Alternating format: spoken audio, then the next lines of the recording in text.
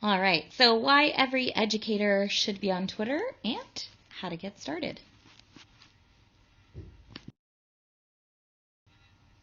As you all know by now, my name is Raina. I am the innovation coach. I am a huge ed tech enthusiast and a Twitter advocate. In the next few minutes, I will touch on 5 good reasons to join Twitter, as well as a quick how-to in getting started. So let's do this. Here are 5 good reasons to get on Twitter. Number 1, you definitely can find tons of free resources. Usually educators have spent a lot of time developing these and share them out for free, just in the interest of sharing with others. So unlike Teachers Pay Teachers, it's always free, and it's a great place to source and share ideas and resources for any subject, any grade level.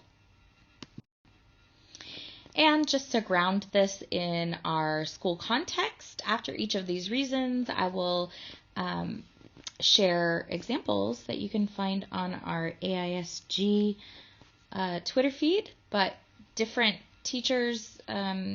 This is Katie. She left this year. This is an older presentation, but if you scroll through the Twitter feed, you can find tons and tons of examples of how educators at AISG are sharing things that they've come across on Twitter, things that they've used with their classes, either during online learning or in person, and all kinds of information about professional development, resources that can be printed, or tutorials, strategies, all kinds of things. All right, reason number 2 is all about connection, and that can be you connecting your class with an expert through, for example, Skype a scientist or an author.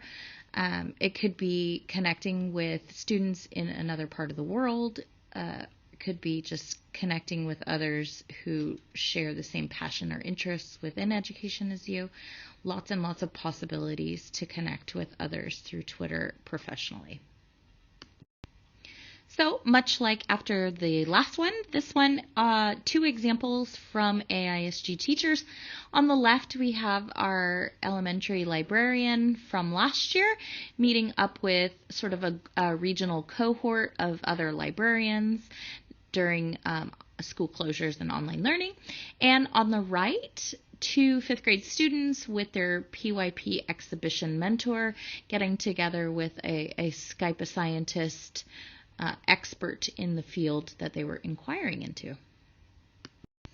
Reason number 3, I like to think of this as micro blogging or micro reflection. Gives you a moment in your day to kind of pause and share out something that either worked really well or didn't work very well. I think that we as educators learn the most when we are actively sharing and connecting with people, and Twitter is a great place to generate those ideas and share out our own learning and our own practice, just to become more aware.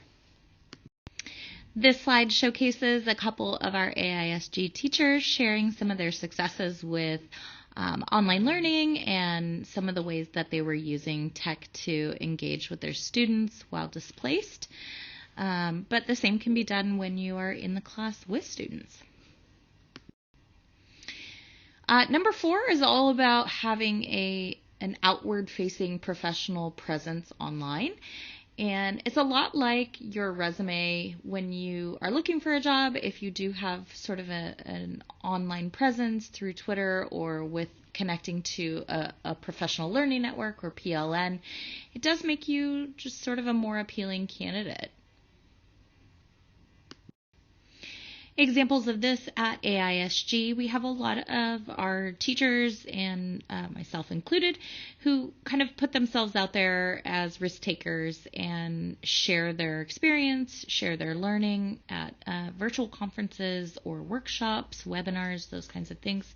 So that's always a nice thing to be able to put on your resume, is that you're engaging with professional learning and really kind of connecting with others in online spaces.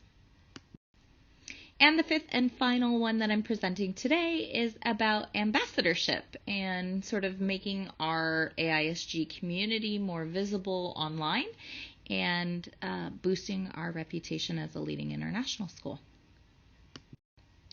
Sharing out student work and learning experiences that our students are able to engage with, and using our school's hashtags, as well as tagging our school at AISGZ, helps increase that visibility and is a way to really collaborate with our marketing and communications department.